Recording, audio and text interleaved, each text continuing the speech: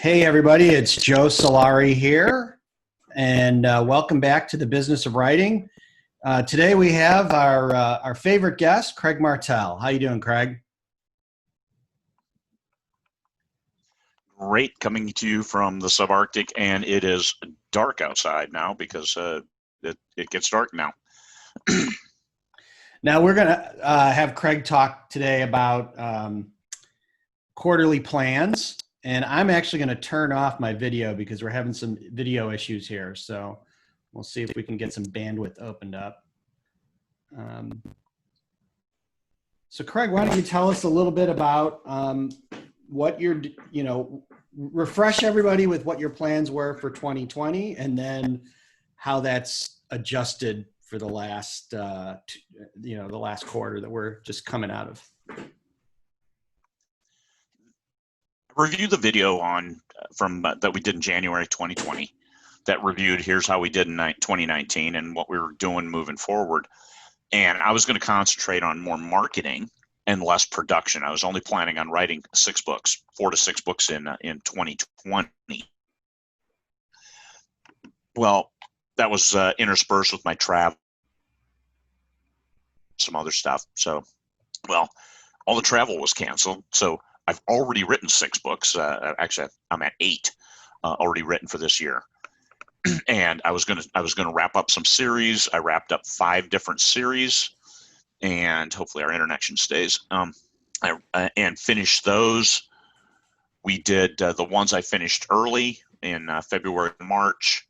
We've already done complete box sets on those and are now earning with those massive KU read, Kindle Unlimited page read volumes. The newer ones that I finished the series on, I finished 5 series this year. The newer ones will have complete box sets for Christmas, and we'll see how those goes. Get the page reads on people who have their new Kindles and say, hey, here you can get 3,000 pages in one with one click. So that has been a substantial part of this year's marketing, and also we got way ahead, 2 to 3 months ahead, planning our promotions, because that was the plan originally. So we did that, but then we also got this production. So we were able to add books into the promotional and marketing scheme. And I added an entire new series because this year's production was so good, because I'm stuck at home almost all the time and I write. By adding that series, that added a trilogy for next year that we'll publish in starting in April, do April, May, and June for those 3 books. And I've got a new thriller series that I had designs on writing, but now I've already got, I'm at 56,000 words on the second book. So the first book publishes on November 30th, pre-order right now, called The Operator, Ian Bragg Thrillers. This is something that I've wanted to do. I love thrillers. I've written one, and it's a good book. It's really well received. It's just I have a hard time getting it in people's hands. So I've got some promotions on that running in, going to be the end of October, beginning of November, to establish myself with a new readership as a viable thriller author. And then the new series comes out November 30th. The second book will be December 26th. This will be a whole new foray, but a foray with force. In that I'm going after it with not just casting a little bait on the water. I mean, I'm in the lake in order to get these well received. I've got a number of high end quotes already from some well established thriller that I'll be using in future marketing campaigns, building up. I even did where I read the first chapter. I'll read probably the second chapter, third chapter over the course of the next couple months in order to build this readership. And I've got, as soon as I'm done with that, I've got a short story and then the series next year. So a book I published last week is the last book that I'll be publishing in my science fiction realm for this year, because everything I'm working on has such a long lead time, because we're trying to release simultaneous with audio. And that just takes time. Like Ian Bragg, #1, it's done for almost 2 months. but the audio will get recorded start getting recorded in a month, and the audio on number 2 will be recorded the month after that. So these getting that stuff in place, and also licensing. I want to use some Rush lyrics, and I've got a hold of the licensing folks, and they just finally contacted me yesterday saying, okay, hey, we're good, but you can't sell more than 10,000 copies with the Rush lyrics embedded. And I'm like, I have designs on selling about 100,000 copies of this, so what can we do about it? So I might not be able to include the Rush lyrics, which is fine. I mean, that's how I've done it. But going through the licensing process, I don't know if I'll exit, do one, and then when I hit 10,000 sales, I remove them, and it's like a second edition of the book that no longer has the Rush within, and make that first one like a special edition. So I'm thinking of doing that. But that's what I would have to watch those sales closely, because I don't want to violate the contract. I mean, it's I'll be paying. There's a licensing fee, so I'm perfectly happy paying that, but I don't want to pay it for 11 different sets of excerpt one includes. So I'll cut it down to one excerpt. I'll pay that, and then I'll have the special edition, first 10,000 copies only will have the lyrics included, officially approved by Rush, and then after that it'll be a second edition without those lyrics because it's not licensed for them. And that's so that takes time. That was a 4 to 6 week lead time, and then let's see, doing that as a series. So I'm writing a lot. I also have a sword and sorcery book that we're going to do. Well, before you go into that, question, because you have a lot of momentum with the science fiction stuff, and what's it been like for you, and how have you had to change your thinking with going into a different genre where you're kind of starting from scratch? Okay, my most popular series right now is Judge, Jury, and Executioner, which is space law, a space lawyer adventuring out in the galaxy. The themes are so parallel that all those readers should come over to Ian Bragg, because they'll see the characteristics and traits of justice, vigilante justice, because he's working out same end, because she's the judge, and she also used the punishment. So those were thrillers, and that helped establish that readership that I will be able to. I'm thinking 95% will go over to the Ian Bragg thrillers, because they read in a similar way, although it's set in modern day America as opposed to out in space. I think the readers like some of the alien characters, but generally it's 90% humans just out in space. So I don't. I think that I've culled the readership in such a way that they should come right over to the thriller and say, yes, I like this book too, because it's my similar style. I think it's the way I've the flow and the approach, and especially the plot is. There are some great twists and turns that will keep the reader reading all the way through. So this is what I'm counting on. Because if I don't get those, and as well as a good marketing campaign to other thriller readers who don't read science fiction. So it's like a two-pronged approach to get, here's the established readership, will keep them happy, and then we have the opportunity for all these other new readers. That makes sense. Yeah, I mean, even if it's a small portion of that group that initially comes over, that will help you to kind of jumpstart that, marketing and being able to, seed that audience. It should launch into the top 1,000, and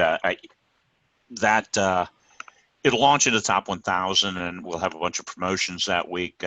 When the timing is right, we'll apply for even a BookBub new release notification, or their new release newsletter, and try to hit that and see if we can get additional traction.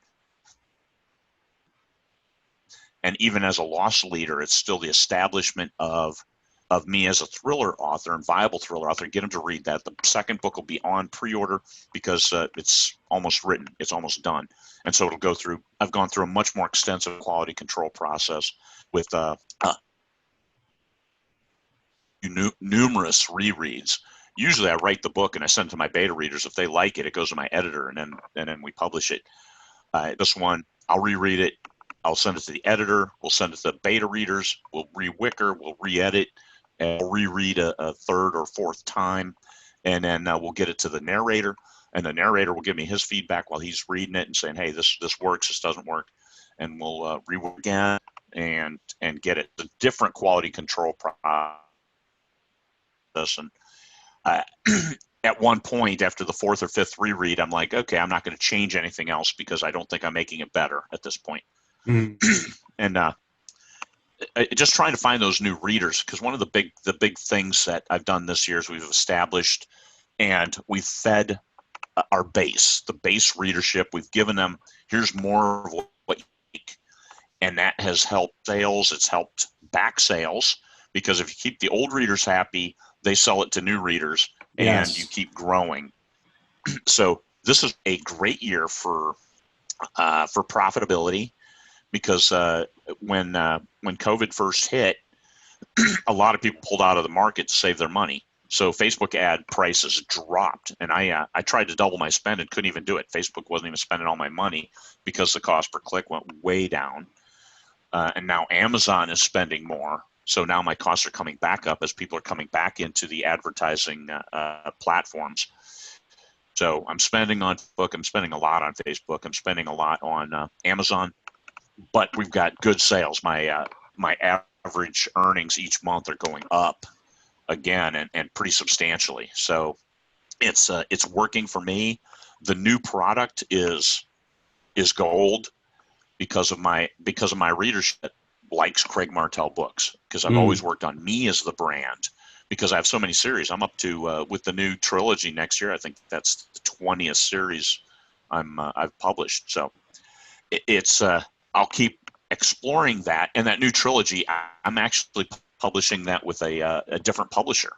So that will be my fifth different publisher, because I've got me, I've got my trad pub, I've got a couple indie houses, and so going with, and once again, it's all about accessing new readers in a new way to bring them into my backlist, because I've got such a substantial backlist. I just want them to like me as the brand, like me as the author, and then start picking up my stuff, and then it helps keep me moving forward. Now, in that case, was that something where they approached you and asked you to write something, or did you kind of shop an idea around to different possible ways of going to market? I shopped it to two different folks is all, because Okay. it's a good idea, and it's an idea based on something that I came up with originally, but was fished out by Michael Anderley. He helped me work through it when we were in Edinburgh. We sat down over an iron brew and talked over some things and worked on the initial plot to come up with a series. And then I asked him, hey, these other guys, they can bring people into our realm because they've got a different readership. And he said, sure, go ahead. So I'm there with these three books in order to find more readers. It's the challenge as an indie, as a trad pub author, as any author, is finding one more reader, and then one more after that, and then one more. Well, that's where all the money comes from. So if you're not connecting with them, your field's gonna go fallow. Yeah, well, and that's like I told you, I think before we went live, is I've added 1,200 people to my newsletter over the last month. James Baldwin job for me with a couple ads and finding something that resonated using Facebook and my author page to bring people over. And I'm having 95% finish my onboarding sequence. I have a 5 email boarding sequence, and people are rocking all the way through the end because I give away. It's a standalone good representation of my style. I give away 5 additional short stories. I give away audiobook during these. People are like, "Hey, I like this," and like starting at the 3rd one, it's like I sell my stuff. So yeah, you're getting this for free, but it's just to make sure you like my books. And I prep them with email. And the 5th email, it's like, hey, now I'm going to be hitting you with, here's my stuff. I'll put it on sale or just a new release, and welcome aboard. Thanks for joining me. Thanks for liking my short stories. Thanks for liking my style.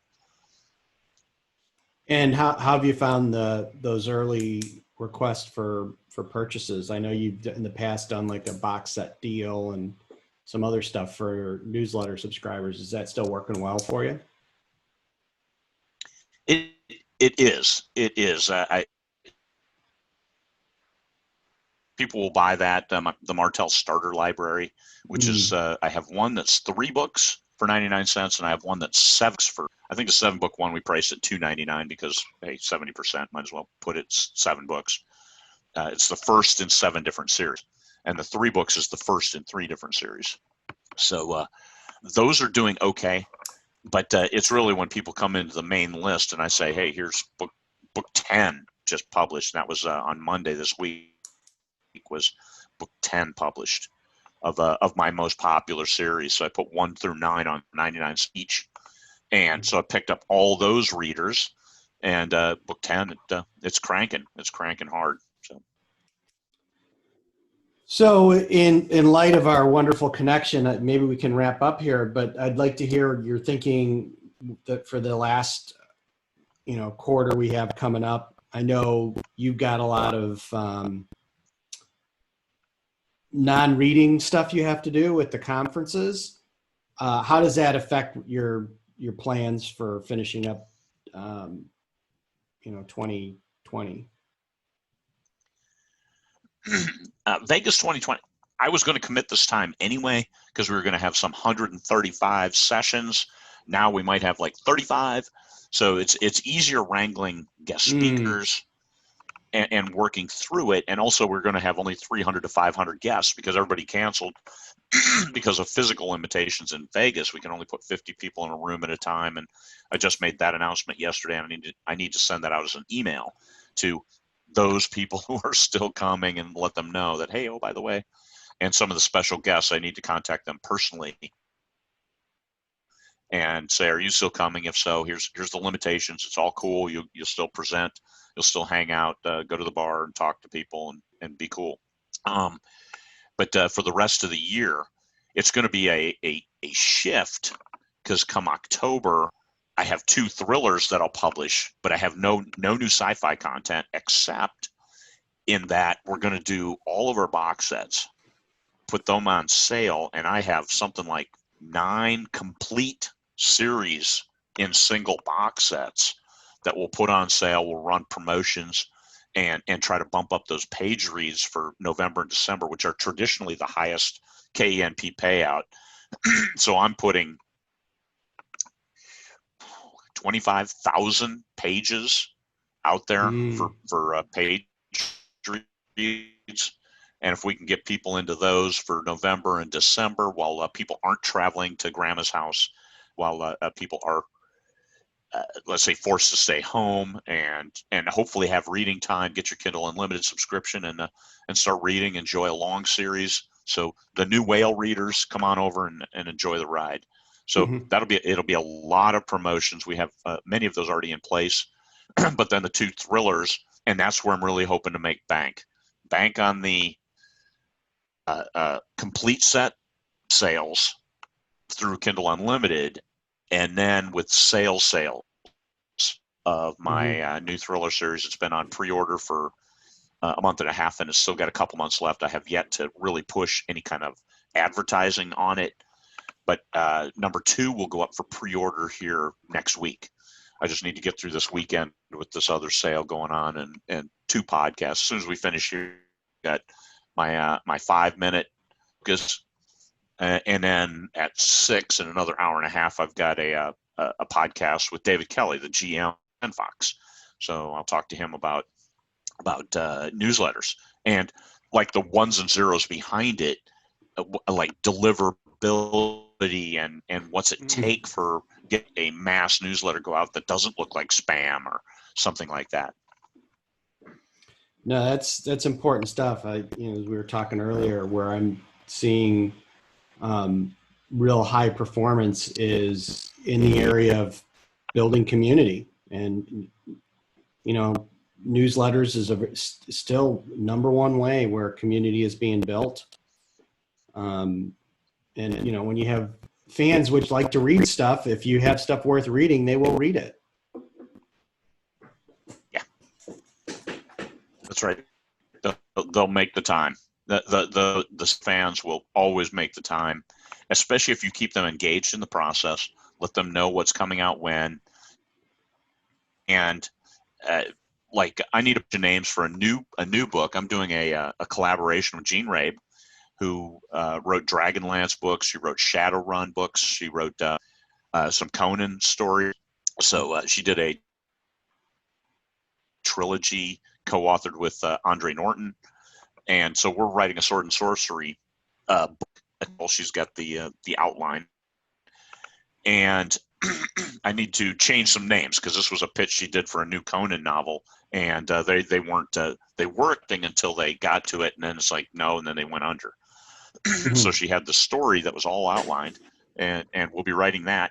Just need to change the names from Sumerian Conan to something more. So what I'll do is I'll canvas my fans and say, hey, here's the setting, here's a desert environment, here's this, and give me some names, and we'll get the fans involved and come up with some names, because it'll be a pick and choose, and we'll start getting some maps drawn, because hey, you do that in sword and sorcery books, you put the map up front, and right. Hopefully it'll be a good time writing, and I'll learn some stuff from Gene on style. Awesome. All right, man. Well, it's been great talking to you. I can't wait to see you and actually hang out a bit when we get in Vegas. I will be there. Indeed, Joe. It'll be a good time there. For those who can make it, it'll be a good time. Yep. And Susie's going to be there. We suckered somebody to watch our kids, so we're good there. I'm running out of people that I can play that card on. Yeah, they're all good for one time.